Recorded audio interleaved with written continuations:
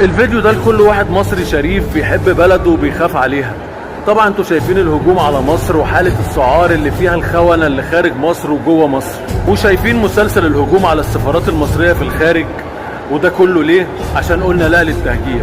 عايز اقول لك يا صديقي ان هم حرفيا مش لاقيين لك ملكة، مش عارفين يعملوا معاك ايه. انت تعرف ان في اجهزة دول بتراقبك على السوشيال ميديا عشان تعمل مقياس للرأي العام وتشوفنا واقفين مع بلدنا ولا احنا عندنا غضب ضد الدولة، عشان لو كده نضغط اكتر يمكن الناس تنزل وتخرب في بلدها وبعد كده نعمل اللي احنا عايزينه. عشان كده عايزين نعمل اكبر حملة على السوشيال ميديا لدعم الدولة المصرية والرئيس عبد الفتاح السيسي. عايزين كل المصريين اللي بيحبوا بلدهم يغيروا صورتهم الشخصية بعلم مصر، وده هيكون اكبر رد مننا اننا واقفين في ظهر بلدنا ومع رئيسنا. لو وصلك الفيديو ده اعمل دويت وشير عشان الكل يشارك معانا في الحملة. حفظ الله الوطن، حفظ الله الجيش، وتحيا مصر.